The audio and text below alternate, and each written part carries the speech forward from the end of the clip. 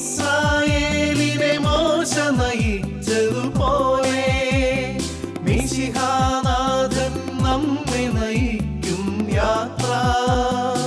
ഇസ്രായേലിനെ മോശ നയിച്ചതുപോലെ മിശിഹാനാഥൻ നമ്മെ നയിക്കും യാത്ര. മരുഭൂച്ചൂടിൽ തളരും മനസ്സുകളിൽ സ്നേഹത്തെളിനീർ പെയ്തിറങ്ങും യാത്ര.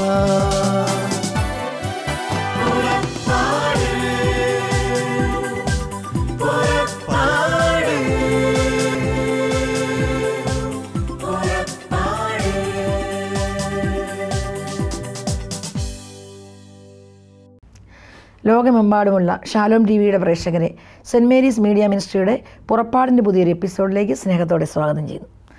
ഇന്ന് നമ്മോടൊപ്പം ആയിരിക്കുക സെൻറ് മേരീസ് ദേവാലയത്തിൻ്റെ അങ്കണത്തിൽ എപ്പോഴും കാണുന്ന ഒരു കുടുംബത്തെയാണ്. വളരെ നിശബ്ദമായും ശാന്തമായും സഭയ്ക്കും സമൂഹത്തിനും ഒത്തിരിയേറെ സേവനങ്ങൾ ചെയ്യുകയും ജീവിത മാതൃക കൊണ്ട് അനേകരെ ക്രിസ്തുവിലേക്ക് അടുപ്പിക്കുകയും ചെയ്ത ഒരു കുടുംബം. അവരുടെ ജീവിതാനുഭവങ്ങളും ഈ മരുഭൂമിയിൽ ദൈവം അവരെ കൈപിടിച്ച് വളർത്തിയതുമെല്ലാം നമ്മുമായിട്ട് പങ്കുവയ്ക്കുന്നു. സ്നേഹത്തോടെ കുടുംബത്തെ സ്വാഗതം ചെയ്യണം. ജേക്കബ് ബ്രദറെ, എത്ര വർഷമായി ഈ നാട്ടിലേക്ക് വന്നിട്ട്? എവിടെ നിന്നാണ്? അത് നാട്ടിലെ അവസ്ഥകളൊക്കെ ഒന്ന് പറയൂ. ഞാൻ അടിസ്ഥാനപരമായിട്ട് ചങ്ങനാശ്ശേരി അതിരൂപതയിൽ കിടങ്ങറ ഇടവക സെൻറ്റ് ഗ്രിഗോറിയസ് ചർച്ച് ഇടവക അംഗമാണ്. നാട്ടിലെ ബാക്ക്ഗ്രൗണ്ട് എന്താണെന്ന് വെച്ചാൽ, ഞാൻ 1977 SB കോളേജിൽ ഫസ്റ്റ് ഇയർ പ്രീ ഡിഗ്രിക്ക് കയറി 84 എംകോമായിട്ട് അവിടെ നിന്ന് SB കോളേജിൽ നിന്ന് പുറത്തിറങ്ങി 84 മുതൽ 87 വരെ എറണാകുളം ലോ കോളേജിൽ LLB വക്കീൽ ബിരുദവും നേടി. ആ പഠിത്തത്തിനോട് കൂടി തന്നെ ഞാൻ കോസ്റ്റ് അക്കൗണ്ടൻറ്റ് മെമ്പർഷിപ്പായി. അന്നേരം അതിനുശേഷം മധ്യപ്രദേശ് ബിലാസ്പൂരിൽ കോൾ ഇന്ത്യയിൽ ഫൈനാൻസ് എക്സിക്യൂട്ടീവ് ട്രെയിനിയായിട്ട് കയറുന്നു. 87 മുതൽ 94 വരെ ആ കോൾ ഇന്ത്യയിൽ ഞാൻ അക്കൗണ്ട്സ് ഓഫീസറായിട്ട് വർക്ക് ചെയ്തു. അതിന് 94 കേരളത്തിലേക്ക് വന്നു. മലബാർ സിമെൻസിൽ ഇൻറ്റേർണൽ ഓഡിറ്ററായിട്ട് വന്നു. 94 മുതൽ 97 വരെ മലബാർ സിമെൻസിൽ വർക്ക് ചെയ്തു. അത് കഴിഞ്ഞപ്പോഴത്തേക്കാണ് ഗൾഫിലേക്ക് പോരണമെന്നുള്ള ജോലി, സർക്കാർ ജോലി ഉണ്ടായത്. ഞാൻ റിസൈൻ ചെയ്തിട്ട് റിസ്ക് എടുത്തുകൊണ്ട് തന്നെ എല്ലാവരും നാട്ടിൽ വരുമ്പോഴത്തേക്ക് നമ്മുടെ അടുത്തുള്ളവരെല്ലാം ഗൾഫിൽ പോകുന്നു. എനിക്ക് നമുക്കും പോകാമെന്ന് പറഞ്ഞ് ഗവൺമെൻറ് ജോലി റിസൈൻ ചെയ്തിട്ടാണ് 97 സെപ്റ്റംബർ 19 ദുബായിലേക്ക് വിസിറ്റ് വിസയിലാണ് ഞാൻ ലാൻഡ് ചെയ്തിരിക്കുന്നത്. ഒരു നമുക്കാർക്കും ഒരുപക്ഷെ ഞങ്ങൾക്കൊന്നും അത്ര അറിയില്ലായിരുന്നു. അഡ്വക്കേറ്റ് ആയിരുന്നു, ഗവൺമെന്റ് സർവീസിൽ ജോലി ഉണ്ടായിരുന്നു. ഇത് നമ്മളാരും ഒരുപക്ഷെ ആദ്യം കേൾക്കാം. ഒരു ഇതുണ്ടായിരുന്നു. 10ാം ക്ലാസ്സിൽ 3 പ്രാവശ്യം തോറ്റിട്ട് അതായത് അക്കാഡമിക് ബാക്ക്ഗ്രൗണ്ട് പറഞ്ഞാലും ഞാൻ 10ാം ക്ലാസ്സിൽ 4ാമത്തെ പ്രാവശ്യമാണ് പാസ്സാകുന്നത്. ഈ ലോകം മുഴുവൻ കേൾക്കുന്ന 10ാം ക്ലാസ്സിൽ തോക്കുന്നവരെ ദയവായിട്ട് ഇത് ശ്രദ്ധിക്കൂ. നിങ്ങൾ മരിക്കാൻ പോകരുത്. നിങ്ങൾക്ക് വലിയ പ്രത്യാശയുണ്ട്. 4 പ്രാവശ്യം എഴുതി പാസ്സായി കഴിഞ്ഞ് 10ൽ പാസ്സായപ്പോഴത്തേക്ക് സെൻറ്റ് ബർക്ക്മാൻസ് കോളേജ് ചങ്ങനാശ്ശേരിയിൽ അഡ്മിഷൻ കിട്ടാൻ വേണ്ടി 4 മാസം ലേറ്റായിട്ട് അന്നത്തെ അച്ഛൻ പറഞ്ഞു, ഒന്നീ നീ ഇവനക്ക് അഡ്മിഷൻ തരാം, ഒന്നീ നീ രക്ഷപ്പെടും, അല്ലെങ്കിൽ ശരിയാകുമെന്ന് പറഞ്ഞു. എന്നിട്ട് 94 അഡ്മിഷൻ പ്രീ ഡിഗ്രിക്ക് കിട്ടി.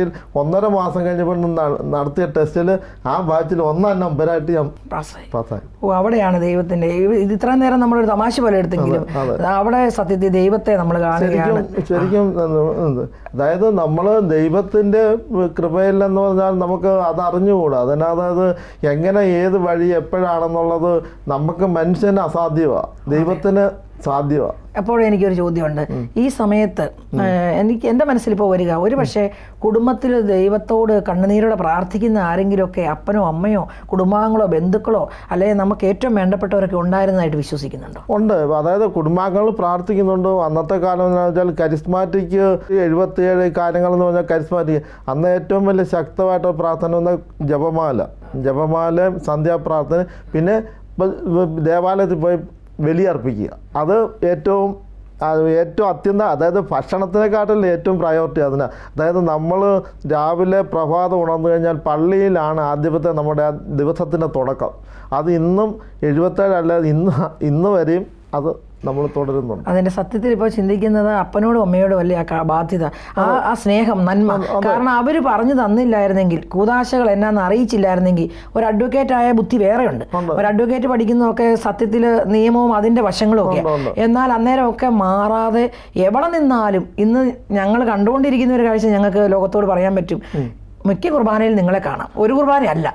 അതെന്തുകൊണ്ട് കിട്ടി എന്നുള്ളതിന്റെ ഉത്തരവാണ് ഇപ്പോൾ ഞങ്ങൾ കേട്ടത്. അതെ, അതായത് മാതാപിതാക്കളുടെയും എന്നെ സംബന്ധിച്ച് എനിക്ക് കൂടുതലും മറ്റുള്ളതിൽ നിന്ന് എനിക്കൊരു വ്യത്യാസമായിട്ട്, അതായത് നമ്മളിപ്പം നമ്മളോരോ ഇടവകകളിൽ, ഞങ്ങളുടെ ഇടവക പുണ്യവാളൻ എന്ന് പറയുന്ന സെൻറ്റ് ഗ്രിഗോറിയോസ്, എനിക്ക് ഏറ്റവും വലിയ ശക്തമായിട്ടുള്ളത് എൻ്റെ ഇടവക മധ്യസ്ഥനാണ് എൻ്റെ ഏറ്റവും വലിയ ശക്തൻ. ഞങ്ങളുടെ നാടിൻ്റെ സാഹചര്യത്തിൽ ഏറ്റവും വെള്ളപ്പൊക്കവും എല്ലാം വരുന്നതിനടുത്ത് ഈ പുണ്യവാളൻ വന്നു. അതായത് വെള്ളത്തെ മാറി നിൽക്കാൻ പറഞ്ഞപ്പോൾ മാറ്റി പുണ്യവാളൻ അവിടെ മധ്യസ്ഥനായിട്ട് വന്നു. അന്നേരം ഇടവക പുണ്യവാളൻ വഴിയാണ് നമ്മുടെ ഏത് കുടുംബാംഗങ്ങൾ, ക്രിസ്തീയ കുടുംബാംഗങ്ങളാണേലും നമ്മൾ പ്രസിദ്ധമായിട്ടുള്ള തീർത്ഥാടനത്തിന് പോകേണ്ടതെന്ന് വെച്ചാൽ ഏറ്റവും നമ്മുടെ തുടക്കം ഇടവക പുണ്യവാളനിൽ നിന്നായിരിക്കണം. ഇതൊരു വലിയ സന്ദേശമാണ്. കാരണം സത്യമാണത്. എൻ്റെ അനുഭവത്തിൽ എനിക്കൊരു നിമിഷം പറയാൻ പറ്റും. സെൻറ്റ് സെബാസ്റ്റ്യൻ്റെ നാമധേയത്തിലുള്ള ദേവാലയങ്ങൾ പകർച്ചവ്യാധികളിൽ നിന്ന് ആ ഇടവക മുഴുവൻ അത്ഭുതകരമായിട്ട് രക്ഷപ്പെട്ടത് എനിക്ക് തന്നെ അറിയാം. എൻ്റെ ഇടവക സെൻറ്റ് സെബാസ്റ്റ്യൻ്റെ നാമത്തിലാണ്. അപ്പോൾ ഈ അക്ഷരാർത്ഥത്തിൽ നമ്മൾ എല്ലാ തീർത്ഥാടനങ്ങളിലും ആഘോഷങ്ങളിലും പോകണമെങ്കിലും ഇടവക ദേവാലയത്തോടുള്ള അഭേദ്യമായ ബന്ധം ഒരിക്കലും വിട്ടുകളയരുതെന്നാണ് പറഞ്ഞത്. അതെ, 112 വർഷമായി ദേവാലയം സ്ഥാപിച്ചിട്ട്. അന്നേരം ഞാനെന്തെങ്കിലും ചിന്തിക്കുമ്പോഴത്തേക്ക് 112 വർഷം മുമ്പ് ഇന്ന് നമുക്ക് ഏതെങ്കിലും ഒരു കാര്യങ്ങൾ അറിയണമെങ്കിൽ ഗൂഗിളിൽ പോയാൽ അറിയാം. അതായത് 112 വർഷം അന്ന് ഇത് സ്ഥാപിച്ച വൈദികൻ ഒരു ഗൂഗിളിലും ഇല്ലാതെ ദൈവത്തിൻ്റെ പരിശുദ്ധാരൂപിയുടെ അരൂപിൽ നിന്നാണ് സ്ഥാപിച്ചത്. സത്യം അതാണ്. അതായത് ഇന്ന് നമുക്കൊരു കാര്യങ്ങൾ അറിയണമെങ്കിൽ ഗൂഗിളിൽ പോയാൽ തെളിച്ച്. അതായത് 112 വർഷങ്ങൾക്ക് മുമ്പ് ഒരു മീഡിയ ഇല്ല. അന്ന് സ്ഥാപിച്ച വൈദികന് പരിശുദ്ധാത്മാവിൻ്റെ മീഡിയ, പരിശുദ്ധാത്മാവിൻ്റെ പ്രവർത്തനത്തിൽ സെലക്ട് ചെയ്തു. സത്യം. കാരണം മാതാവിന്റെ നാമധേയം ഒക്കെ ആണെങ്കിൽ പ്രശസ്തമായത് കൊണ്ട് പള്ളി പണിയാൻ എളുപ്പമാണ്. ഈ ഗ്രിഗോറിയസ് എന്ന് പറയുന്ന ഭയങ്കര റയറാ, ഏറ്റവും ഭയങ്കര കുറേ. പക്ഷേ ഇവിടുത്തെ എന്തോ എനിക്ക് ഇടവക ദേവാലയത്തോട് ഞാൻ ഭയങ്കരമായിട്ട് ഞാനത് പറഞ്ഞിട്ടുണ്ട്. അതായത് ഞാൻ മാമോദിസ മുങ്ങിയ പള്ളി, ഞാൻ കുർബാന സ്വീകരിച്ച പള്ളി, ഞാൻ വിവാഹം കഴിച്ച പള്ളി, ആ പള്ളിയാണ് നമ്മുടെ സർവസ്വം. നമ്മുടെ അടിസ്ഥാനം വരുന്നത് ഏത് ക്രിസ്തീയ കുടുംബങ്ങളാണേലും നമ്മുടെ സഭയുടെ സെറ്റപ്പ് അങ്ങനെ ചെയ്ത്, അത് മാർപ്പാപ്പ മുതൽ വരുന്ന ഏറ്റവും റോക്ക് ബോട്ടത്തിൽ വരുന്ന അതോറിറ്റി എന്ന് പറയുന്നത് നമ്മുടെ ഇടവ പള്ളിയാണ്. മാർപ്പാപ്പ തുടങ്ങി, കർദിനാൾ തുടങ്ങി, അതിരൂപത തുടങ്ങി, രൂപത തുടങ്ങി, ഫൊറോന തുടങ്ങി, പിന്നെ ഇടവകയിലാണ് നമ്മുടെ സ്റ്റാർട്ടപ്പ്. സത്യം. അത് ഒരു കൃത്യമായ സ്ട്രക്ചറിൽ. അതെ, അത് ഒരിടയിലും ഒരു തൊഴുത്തുമായിട്ട് നിൽക്കുന്ന കത്തോലിക്ക സഭയെ ജനിക്കാൻ നമുക്ക് പറ്റിയതിനെ ഓർത്ത് അഭിമാനിക്കാം. നമ്മളെന്നും സഭയിൽ, അതായത് സഭയിലെ കുർബാന നമ്മൾ ഈ അർപ്പണ ഇപ്പം നമ്മൾ ഇത്ര സഭയോട് അടുത്ത് നിൽക്കുമ്പോൾ, അതായത് എല്ലാ ദിവസവും ബലിയർപ്പിക്കാനും എല്ലാ ദിവസവും നമുക്ക് ദൈവത്തിൽ ആരാധിക്കാനും എല്ലാം സഭയിൽ ജനിച്ചതിന് നമ്മൾ കോടാനുകോടി നന്ദി പറയണം. അഡ്വക്കേറ്റായിട്ട് ജോലി ചെയ്യും, അതിനേക്കാളൊക്കെ ഉപരി പല മേഖലകളിലൂടെ അറിവുള്ള ഒരു വ്യക്തി ലോകത്തിൻ്റെ സർവ്വ പ്രേക്ഷകരോടും പറയുന്നത് ദൈവത്തോടും സഭയോടുമുള്ള വലിയ സ്നേഹവും ബന്ധവും നിങ്ങളെ ആരെയും തളർത്തുകയല്ല, ഒത്തിരിയേറെ വളർത്തുമെന്നാണ്. വളർത്തും. അത് പ്രാർത്ഥനയും നമ്മൾ ദൈവത്തിൽ ആശ്രയിച്ച് നിന്നാൽ, അതായത് നമ്മൾ പ്രാർത്ഥിക്കാൻ നമ്മൾ 1 മണിക്കൂർ 2 മണിക്കൂർ സ്പെൻഡ് ചെയ്യുന്നെങ്കിൽ, പക്ഷേ അതിനൊരു റിട്ടേൺ ആയിട്ട് കിട്ടുന്നത് ഈ 2 മണിക്കൂർ സ്പെൻഡ് ചെയ്യുന്നത് നമുക്ക് 2000 മണിക്കൂറിൻ്റെ ആനുകൂല്യങ്ങളായിരിക്കും ദൈവം വേറൊരു വഴി നമുക്ക് തരുന്നത്. തീർച്ചയായിട്ടും. അതായത് നമ്മളത് ഇന്ന് നിത്യേന കണ്ടുകൊണ്ടിരിക്കുന്നതാണ്. അതുകൊണ്ടല്ലേ ഇവിടെ വന്ന് ഈ ദുബായ് വന്നപ്പോൾ ഈ സെന്റ് മേരീസ് ദേവാലയത്തോട് ഇതേപോലെയുള്ളൊരു മനോഭാവം വന്നത്. അതെ, നമ്മളിപ്പം ദേവാലയത്തിന് എന്തെങ്കിലും ചാരിറ്റി പ്രവർത്തനം ചെയ്യുന്നോ അല്ല മറ്റുള്ളതിന് ചാരിറ്റി ചെയ്യുന്നോ, നമ്മൾ 24% നമ്മൾ ഇപ്പം ഞാൻ സ്വന്തമായിട്ട് ബിസിനസ്സിലാണ് ചെയ്യുക, 24% ലോൺ ഉണ്ടായിരിക്കും. പക്ഷേ ഏതെങ്കിലും ചാരിറ്റിക്ക് പറഞ്ഞാൽ ഞാൻ എൻ്റെ ലോണല്ല ഞാൻ പറഞ്ഞിട്ട്, അതായത് ലോൺ നടന്നോളും, ചാരിറ്റി നടക്കും. അതായത് ഞാൻ ചോദിക്കുന്നത്, നമുക്കിപ്പോൾ കുറച്ചിനൊരു അസുഖം വന്നു, ഇപ്പം ഞങ്ങൾ ഒരു 7 പിള്ളേരോളം നമ്മളിങ്ങനെ എൻജിനീയറിങ്, നേഴ്സിങ്, പല പിള്ളേരെ ഒരു സെൻറ്റ് സ്ഥലത്തിലൊക്കെ താമസിക്കുന്നതിന് പഠിപ്പിക്കുന്നുണ്ട്. പക്ഷേ നമ്മൾ ഞാൻ വിചാരിക്കുന്നത് നമ്മുടെ ഒരു പുത്രിക്ക് നമ്മുടെ ഒരു കൊച്ചിനെ പഠിപ്പിക്കണമെങ്കിൽ നമ്മൾ എവിടെ നിന്നും ബ്ലേഡിൽ നിന്ന് പൈസ മേടിച്ചാണ് കൊച്ചിനെ പഠിപ്പിക്കും. അതിന് മറ്റുള്ളത് മേടിക്കാൻ പറ്റാത്തവർക്ക് നമ്മൾ കൊടുക്കുന്നത് നമ്മുടെ ബിസിനസ് നടന്നോളൂ. പക്ഷെ നമ്മളുടെ എല്ലാം തികഞ്ഞിട്ട് ഒരിക്കലും ചാരിറ്റി ഒരിക്കലും ഒരു മനുഷ്യന് നടക്കുക. അതായത് ജേക്കബ് ബ്രദർ പറയുന്നത് ദൈവം നമ്മളെ അനുഗ്രഹിച്ചും അടുത്തെന്ന് ഓർക്കുന്നില്ലാത്ത പോലെ തന്നെ നമ്മൾ കൊടുക്കുന്ന വിഷമമില്ലെന്ന് അതിൻ്റെ ഒരു വിഷമമില്ല. അതായത് എന്നോട് ആര് ഇന്ന് വരെ ചോദിച്ചാലും അതായത് കൂടുതൽ സഹായിക്കാനുള്ള ഓപ്പർച്യൂണിറ്റി, അതായത് ഞാൻ എപ്പോഴും നമ്മുടെ താഴോട്ടാണ് നോക്കുന്നത്, നമ്മൾ മേലോട്ടല്ല. നമ്മുടെ ഗ്രോത്ത് നമ്മളെപ്പോഴും താഴോട്ട് ആവശ്യക്കാരുണ്ടോ അവരുടെ സാറ്റിസ്ഫാക്ഷനാണ് നമ്മുടെ ഏറ്റവും വലിയ സാറ്റിസ്ഫാക്ഷൻ. അങ്ങനെയുള്ളവർ വന്നു പെടണം. ഇന്നലെ തന്നെ ഞാനൊരു നായർ നമ്മുടെ പഠിച്ച ഒരു അഡ്വക്കേറ്റ് സുഹൃത്ത് പറഞ്ഞു, അവൻ ഡയാലിസിസ് ചെയ്യുന്നതാണ്. അതായത് ജോസഫ് ഞാൻ ഒരു 3-4 മാസം കൂടെ അവന് ജീവിതം കാണത്തുള്ളൂ. അത്ര വാടക വീട്ടിലാണ് കിടക്കുന്നത്. 13,500 രൂപ മന്ത്ലി അവന് ഡയാലിസിസ് കൊടുക്കണം. അതിലത്തെ ഞാൻ പറഞ്ഞു അന്നേരം അവൻ്റെ അക്കൗണ്ട് സൗത്ത് ഇന്ത്യൻ സ്റ്റേറ്റ് ബാങ്കിൽ വിടുക. ഞാൻ സിസ്റ്റത്തിൽ എൻട്രി ചെയ്തിട്ട് അവനോട് 10,000 രൂപ അയച്ചു. ഞാൻ പറഞ്ഞു മന്ത്ലി കൊടുത്തേക്കാം. അതായത് ഞാൻ പറയുന്നത് എൻ്റെ അപേക്ഷ നമ്മൾക്ക് സ്വന്തമായിട്ട് ഡയാലിസിസോ അല്ല നമ്മുടെ കുടുംബാംഗങ്ങൾക്ക് ആർക്കെങ്കിലും വന്നെങ്കിൽ നമ്മൾ എവിടുന്നേലും പൈസ ഉണ്ടാക്കും. അത് ഉണ്ടാക്കിയിരിക്കും. അന്നേരം മറ്റുള്ളവർ അവനെ ഉണ്ടാക്കാൻ ഒരു മാർഗ്ഗമില്ലാത്ത നമ്മൾ ഹെൽപ്പ് ചെയ്യുക.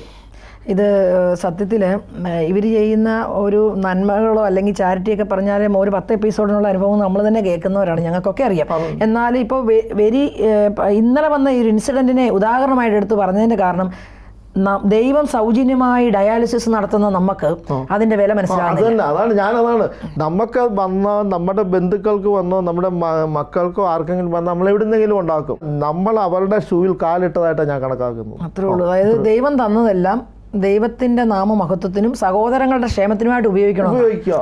അത് തന്നെ. അതായത് നമ്മളൊരിക്കലും ഞാൻ പറഞ്ഞില്ലേ നമ്മളൊരിക്കലും ചാരിറ്റി ചെയ്താൽ എൻ്റെ അനുഭവത്തിൽ പേഴ്സണൽ അനുഭവത്തിൽ നമുക്ക് ഒരു കുറവും വരില്ല. 1-ന് 10 ഇരട്ടിയായിട്ടേ കിട്ടും. അത് ദൈവവചനാണ്. മലാക്കി പ്രവചനത്തിൽ ദൈവം മനുഷ്യനോട് പറയുന്നുണ്ടല്ലോ, നീ എന്നെ ഒന്ന് പരീക്ഷിച്ച് നോക്ക്, നീ ഒന്ന് ദരിദ്രനൊന്ന് കൊടുത്തു നോക്ക്, ഞാൻ നിന്നെ സ്വർഗം തുറന്ന് അനുഗ്രഹിക്കും. സ്വർഗം തുറന്ന് അനുഗ്രഹിക്കുന്ന അപ്പൻ്റെ കയ്യിലെല്ലാം ഉള്ള അപ്പനെ നമുക്ക് അവിശ്വസിക്കേണ്ട കാര്യമില്ല. ആ അപ്പനെ വിശ്വസിച്ചാൽ എന്തിനാ ഒന്നിനും ബുദ്ധിമുട്ടില്ല. ഞാൻ ചേച്ചിയിലേക്ക് വരികയാണ്. ലേ മിനിസ്റ്ററാണ് ദുബായ് സെൻറ്റ് മേരീസ് ദേവാലയത്തിൽ. വിവിധ ശുശ്രൂഷകളിലും പ്രാർത്ഥനയിലും എല്ലാം ചേച്ചിയുണ്ട്. അതുപോലെ തന്നെയാണ് മോളാന്. ഇപ്പം നിങ്ങളോട് ഇല്ലെങ്കിൽ നാട്ടിലാണ്. അപ്പോൾ ഒരു വീട്ടമ്മ എന്ന നിലയിൽ ജോലി പ്രത്യേകിച്ച് ചെയ്യുന്നില്ലെങ്കിൽ തന്നെ വീട്ടമ്മ എന്നുള്ള നിലയിൽ ആ സമയം കിട്ടുന്നത് മുഴുവൻ ദേവാലയത്തിനും പ്രാർത്ഥനയ്ക്കുമായിട്ട് മാറ്റിവെച്ചിരിക്കുന്ന വ്യക്തിയായിട്ട് ഞങ്ങൾക്കറിയാം. എന്താണ് അതിനുള്ള പ്രചോദനം? അത് ചെറുപ്പം മുതലേ ഇങ്ങനെയാണോ ഹാബിറ്റ്, അതോ ഇവിടെ വന്നു കഴിഞ്ഞാണോ, അതോ ഭർത്താവിൻ്റെ ഒരു ജീവിത ശൈലിയാണോ? എന്തായിരുന്നു ആ ജീവിതം? ഞങ്ങൾ കുടുംബത്തിൽ തന്നെ പ്രാർത്ഥനാപരമായിട്ടാണ് മാതാപിതാക്കൾ വളർത്തിയിരുന്നത്. ഞങ്ങൾ 8 മക്കളാണ്.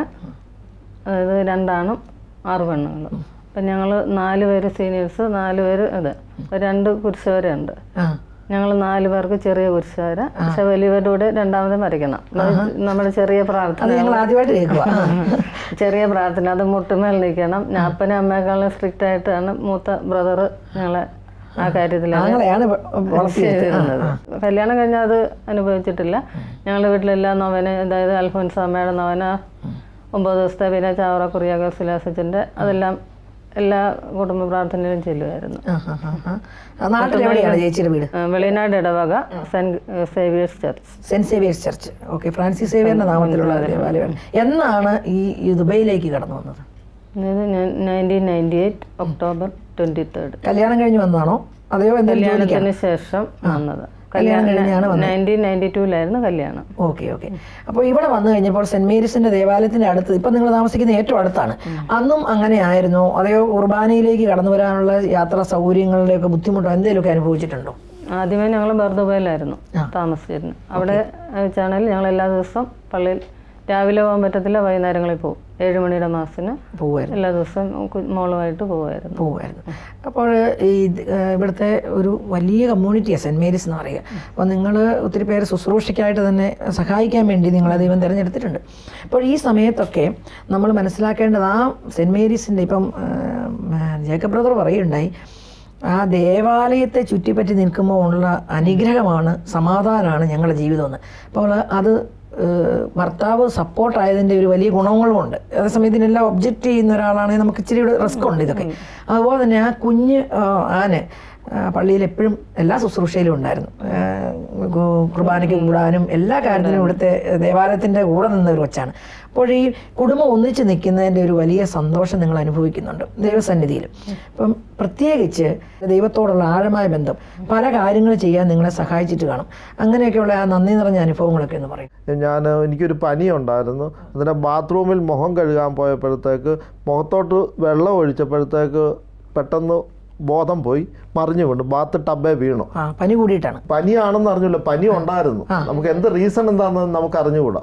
ഇങ്ങനെ ബാത്ത് ടബയിലോട്ട് വീണു കഴിഞ്ഞപ്പോഴത്തേക്ക് ബോധം അന്നേരം പോയി. അന്നേരം ഭാര്യ പള്ളിയിൽ 8 മണിക്കത്തെ മലയാളം മാസിന് ലേ മിനിസ്റ്റർ ആയതുകൊണ്ട് പോകാനെല്ലാം സാരിയെല്ലാം ഉടുത്ത് നിൽക്കുകയായിരുന്നു. പോകാനെന്നാൽ ഞാൻ മോൻ കഴുകുന്നു. അന്നേരം വീഴുന്ന കേട്ടോണ്ട് ഭാര്യ ഓടി വന്നപ്പോഴത്തേക്ക് എൻ്റെ ബോധം നഷ്ടപ്പെട്ടു. പിന്നെ അന്ന് വ്യാഴാഴ്ച ആയതുകൊണ്ട് ഈ ഭയങ്കര ട്രാഫിക് ജാം ആയതുകൊണ്ട് അന്നേരം ഭാര്യ കൂട്ടായ്മയിലെ ആൾക്കാരെയൊക്കെ വിളിച്ച് പ്രാർത്ഥന കൂട്ടായ്മ, അതായത് ഓതുമേത്ത ഇതിനോടനുബന്ധിച്ച് എനിക്കൊരു കാര്യമാണ് പറയുന്നത്. ഓതുമേത്തയിൽ പ്രാർത്ഥനാ കൂട്ടായ്മ സ്റ്റാർട്ട് ചെയ്യുന്നത് 2010 ഞങ്ങൾ എല്ലാം ഇവിടെ താമസമാക്കിയപ്പോഴാണ് അതായത് 22ാമത്തെ കൂട്ടായ്മ സെൻറ് മേരീസ് ചർച്ചിൽ സ്റ്റാർട്ടാകുന്നത്. അന്നേരം കൂട്ടായ്മയിലുള്ളവരെ വിളിച്ചു. അന്നേരം സുഭാഷ് എന്ന് പറഞ്ഞ അടുത്തുള്ള ഒരു ബ്രദർ വന്നു. പിന്നെ കുറേ ആൾക്കാർ വന്നു. അന്നേരം പിന്നെ ആംബുലൻസിനെ വിളിച്ചു. എനിക്ക് ബോധം പോയി കഴിഞ്ഞപ്പോൾ എനിക്കൊന്നും അറിഞ്ഞുകൂടാ. അന്നേരം അവർ പറഞ്ഞ് പിന്നെ എടുത്തുകൊണ്ട് ചെന്ന് പിന്നെ ഞാൻ അന്ന് പോയി കഴിഞ്ഞിട്ട് ട്രസ്റ്റീസ് ഹോസ്പിറ്റലിൽ അഡ്മിറ്റ് ചെയ്ത് ഏകദേശം 12-13 ദിവസം 100% അബോധാവസ്ഥയിലായിരുന്നു. അതായത് ഇൻറ്റൻസീവ് കെയർ യൂണിറ്റിലായിരുന്നു. അതിൽ നിന്ന് ഇടയ്ക്ക് ഒരുപാട് എപ്പിസോഡുകളുണ്ടായി. അതായത് നാട്ടിലോട്ട് കൊണ്ടുപോകണം, ചിറ്റ് ചെയ്യണം എല്ലാം പറഞ്ഞിട്ട് ഇവിടെ വെച്ചാൽ ട്രീറ്റ്മെൻറ്റ് ശരിയാകുകയില്ല എന്ന് പറഞ്ഞ് അന്ന് ഈ പ്രാർത്ഥന പിറ്റേ ദിവസം ഫാസ്റ്റിംഗ് പ്രെയർ ഉള്ളതാണ്. ഫാസ്റ്റിംഗ് പ്രെയർ ഈ 3-ാം തീയതി ഫാസ്റ്റിംഗ് പ്രെയറിലെല്ലാം പ്രാർത്ഥനയുടെ ഒരു ശക്തി വന്നു. 12-13 ദിവസം കഴിഞ്ഞപ്പോഴത്തേക്ക് ഇവർ കൊണ്ടുപോകണം എന്നുള്ള ഒരുപാട് ചടങ്ങുകൾ നടന്നു. ഒടുവിൽ കൊണ്ടുപോകേണ്ട ഇവിടെ തന്നെ മതി എന്നുള്ള ട്രീറ്റ്മെൻറ്റ് ഡിസൈഡ് ചെയ്തപ്പോഴത്തേക്ക് പെട്ടെന്ന് കുറഞ്ഞെന്ന് വെച്ചാൽ ഇത്രയും ദിവസം അബോധാവസ്ഥ കിടന്ന എൻ്റെ രോഗം അതാണ്ട് 2 മണിക്കൂർ 3 മണിക്കൂർ കൊണ്ട് കംപ്ലീറ്റ് ആയിട്ട് ഞാൻ അന്നേരം കണ്ണ് തുറന്ന് നോക്കുമ്പോൾ ഇത് ഇവിടെ ആണല്ലോ ഹോസ്പിറ്റലിലാണോ എന്ന് അറിയുന്നത്. ഒന്നും അറിയാതെ അത്ര ദിവസം ബോധം പോയി ഇങ്ങനെ ബോധമില്ലാതെ കിടന്നു. അന്നേരം ശക്തമായിട്ട് ഞാൻ പറഞ്ഞില്ലേ, നമ്മുടെ ഈ നമ്മുടെ ഈ പറയുന്നതിനെ പറ്റി പ്രാർത്ഥന എന്ന് പറഞ്ഞാൽ എൻ്റെ ശക്തി ഒരിക്കലും ഒരു ശക്തിക്കും അതിന് തോപ്പിക്കാൻ പറ്റുന്ന അത് കറക്റ്റ്. അതായത് പ്രതിസന്ധി കൂടിയപ്പോ ഇവിടെ ഉണർന്നു പ്രാർത്ഥനയ്ക്ക്. ഞാൻ ഓർക്കുന്നുണ്ട് എല്ലായിടത്തും അനൗൺസ് അന്നേരം എല്ലായിടത്തും മെസ്സേജ് ആകും. ഞങ്ങളുടെ നാട്ടിൽ ആ സമയം അതിനു മുമ്പ് ഞങ്ങള് നാട്ടിലൊരു ചാപ്പിൽ പണിത് കൊടുത്തിരുന്നു. പള്ളിക്ക് 2007 അതെവിടെയാ എവിടേക്കാ പണിത്? അതായത് ഇടവകയിൽ ഒരു 5-8 കിലോമീറ്റർ അകലെ ഒരു 10-40 വീട്ടുകാരുണ്ട്. അവിടെ ഒരു ചാപ്പൽ പണിയുന്നത് ഞാൻ ചെറുപ്പമായിരുന്നപ്പോഴത്തൊട്ട് ഞങ്ങളുടെ പള്ളിയിൽ ഇടവക വികാരി പറയുന്നുണ്ട്. അന്നേരത്തേക്ക് എൻ്റെ അച്ചായൻ മരിച്ച് 2006 ഏപ്രിൽ 19 മരിച്ചു. അച്ഛൻ്റെ 1ാം ചരമവാർഷികത്തിന് ഞാൻ പറഞ്ഞു നമുക്കൊരു ചാപ്പൽ പണിതേക്ക് കൊടുക്കുക. അന്ന് ഒരു 12 lakhsോളം അന്ന് 2007 നമ്മൾ പണിത് കൊടുത്തു. അന്നേരം പിന്നെ അതിനുശേഷം പള്ളിമേട പണിത് പല ഒരു സീരീസ് ഉണ്ട്. ഇപ്പം പുതിയതൊരു പ്രോജക്റ്റ്, അതായത് ഞങ്ങളുടെ സിമിത്തേരിയെ കൺവേർട്ട് ചെയ്ത് ചാപ്പലാക്കുക, അതായത് സ്റ്റൈൽസൊക്കെ ഇട്ട് നല്ല സൂപ്പർ ഒരു ഇപ്പോഴത്തെ പ്രോജക്റ്റ് അതാണ് നടന്നുകൊണ്ടിരിക്കുന്നത്. ഞങ്ങൾ എല്ലാ വർഷവും 2 വർഷം ഞങ്ങളൊരു പ്രോജക്റ്റ് ഇങ്ങനെ ചെയ്തുകൊണ്ടിരിക്കും. അന്ന് ആ ചാപ്പലിൽ പണിതതിൻ്റെ അതിൽ ഞങ്ങളുടെ ബിഷപ്പ് പറഞ്ഞിട്ട് ഞങ്ങളുടെ ഇടവകയിൽ ഒരു ഇത് ആരാധന റിക്കവറിക്ക് വേണ്ടിയിട്ട് ബിഷപ്പ് എന്നെ വിളിക്കും, അന്വേഷിക്കും. അങ്ങനെ ഉണ്ട്, നമ്മുടെ സഭയ്ക്ക് കാര്യങ്ങൾ ചെയ്യുന്നതുകൊണ്ട്. അതായത് മനസ്സിലായോ? അതായത് സത്യമാണ്, നമ്മളൊരു കോഴിക്കൂടിൻ്റെ അകത്തിരിക്കുന്ന കോഴിയുടെ സേഫ്റ്റി നമ്മൾ പാമ്പളാനിച്ചൻ പറഞ്ഞ ഉദാഹരണത്തെ ഞാൻ വെരി സിമ്പിളായിട്ട് മനസ്സിലാക്കാൻ, പുറത്തിരിക്കുന്ന കോഴിക്ക് എപ്പോൾ വേണേലും കുറുക്കം പിടിക്കാം, അതിനുണ്ടാകാവുന്ന അപകടവും അറിയാം. പക്ഷേ അകത്തിരിക്കുന്ന ആ സംരക്ഷണം, സഭയ്ക്ക് അകത്ത് കയറി നിന്ന് സഭയോട് ചേർന്ന് പ്രവർത്തിക്കുമ്പോൾ വിതിൻ സെക്കൻഡിൽ സഭയുടെ എല്ലാ മേഖലയിലേക്കും നമ്മളുടെ പ്രാർത്ഥന നമ്മുടെ ആവശ്യത്തെ എത്തിയിരിക്കും. അവർ നമുക്ക് പണം നല്ല തരുന്നെങ്കിലും സർവ്വയിടത്തുനിന്നുള്ള ബ്ലെസ്സിങ്ങും പ്രാർത്ഥനകളും എത്തി നിങ്ങളുടെ ജീവിതത്തിൽ.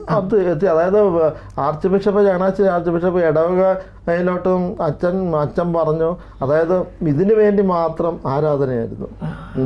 അതെല്ലാം കഴിഞ്ഞ് ജീവൻ രക്ഷിക്കണം. കാരണം ഇവിടെ മറ്റൊരു രാജ്യത്ത് ബോധമില്ലാത്ത ദിവസങ്ങൾ കിടക്കുന്നു. ഞാൻ രാവിലെ ഞാനും മോളും ഹോസ്പിറ്റലിൽ വരുന്നു, നമ്മളത് ചെയ്യുന്നില്ല. അവിടുന്ന് ഒരു അച്ഛനെ വിട്ട്, അതായത് രോഗവിവരം അന്വേഷിക്കാൻ രൂപതയിൽ നിന്ന് ഒരു അച്ഛനെ വിട്ടു. അച്ഛൻ ഇവിടെ സ്റ്റേ ചെയ്ത് എങ്ങനെയാന്ന് കുറഞ്ഞു കഴിഞ്ഞപ്പോഴും അച്ഛൻ പോയത്. അതാണ്. അതെ അതെ, സഭയെ സ്നേഹിച്ച് സഭയ്ക്ക് വേണ്ടി നിന്നതിന്റെ ഒരു ഉത്തരവല്ലേ. നമ്മുടെ ജീവിതത്തിൽ വരുന്ന ആ അനുഗ്രഹങ്ങൾക്ക് തുല്യമല്ല നമ്മൾ ഈ കൊടുത്ത പണം ഒന്നുമല്ല. പണം ഒന്നുമില്ല, പണം കൊണ്ടല്ല ജീവിക്കുന്നത്. അതെ അതെ അതെ, അതൊരു വലിയൊരു അനുഭവമായിട്ട് തോന്നുന്നതാണ്. കാരണം തീർച്ചയായിട്ടും സത്യമാണ്.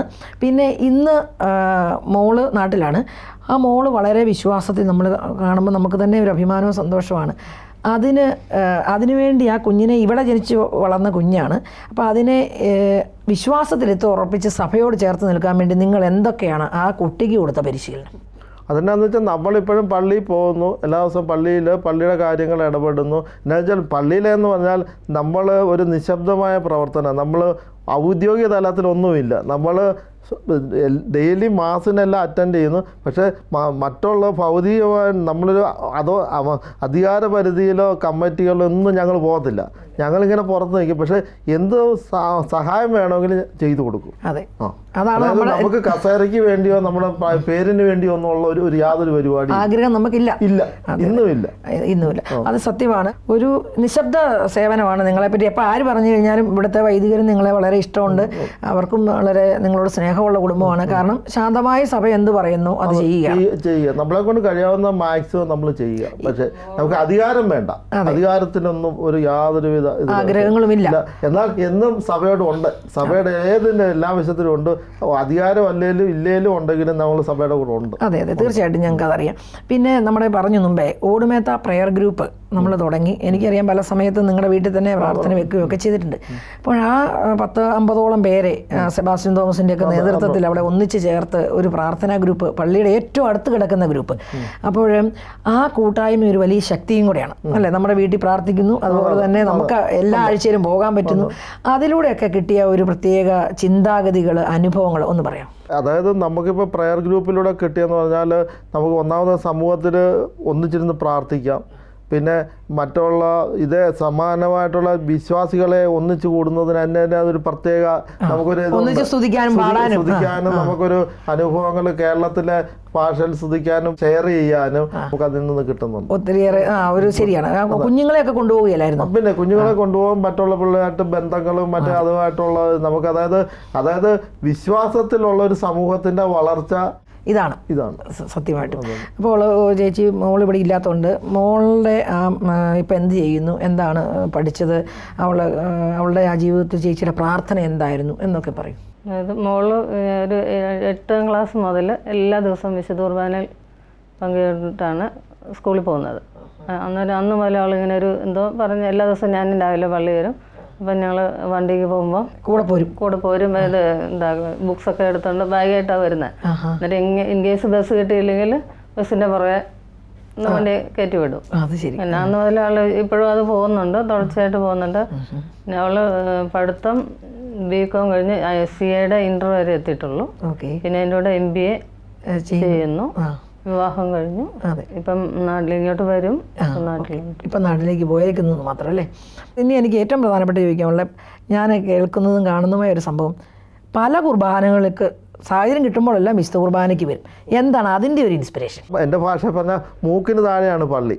അന്നേരമൊക്കെ പോയി നമ്മൾക്ക് പേഴ്സണൽ വെക്കുന്നത് നമ്മൾ ബലി അർപ്പിക്കാൻ പോകാൻ പറ്റാത്തവർക്ക് വേണ്ടി ആ ബലി ഷെയർ ചെയ്യുക. ഓ, അത് ശരി. അങ്ങനെ ഒരു മനസ്സിലെ പദ്ധതിയാണ്.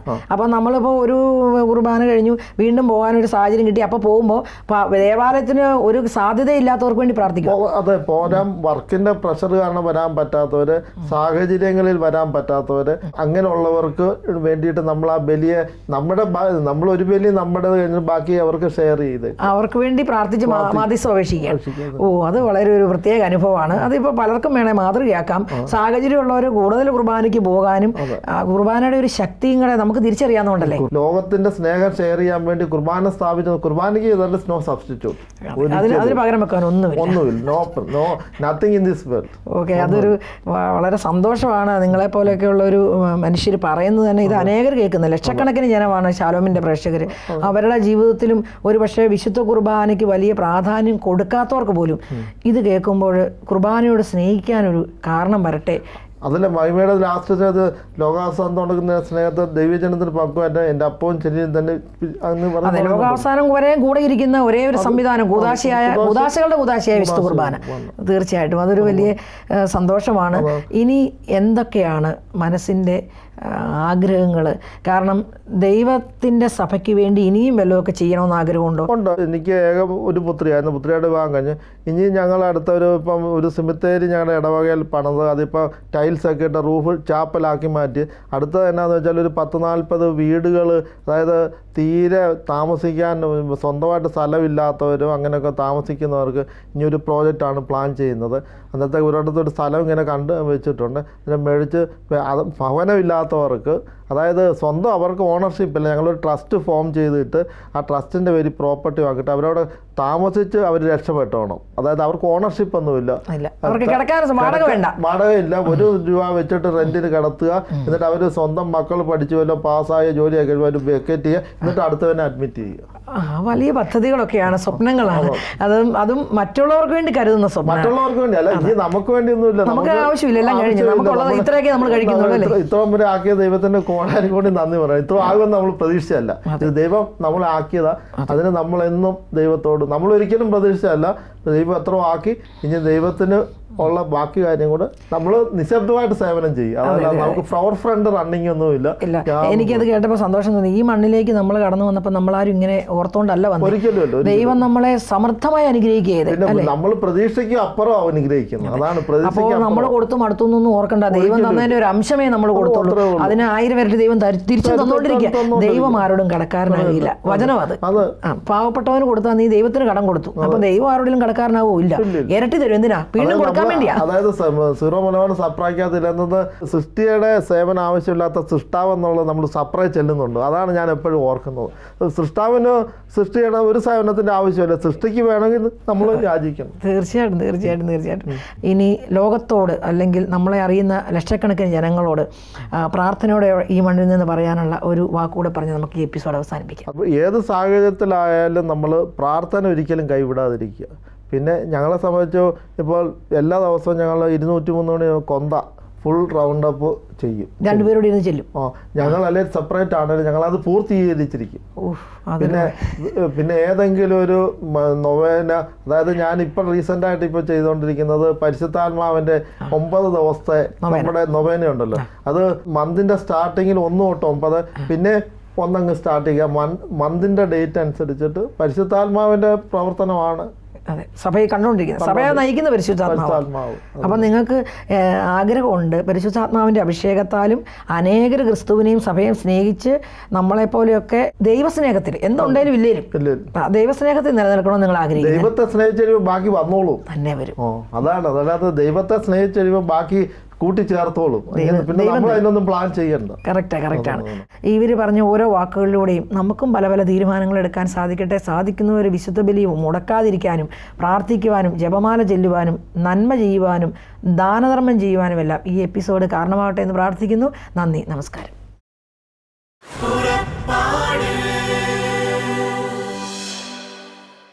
ഈ പ്രോഗ്രാമിനെ കുറിച്ചുള്ള നിങ്ങളുടെ വിലയേറിയ അഭിപ്രായങ്ങളും നിർദ്ദേശങ്ങളും ഇമെയിലിലൂടെ ഞങ്ങളെ അറിയിക്കുക.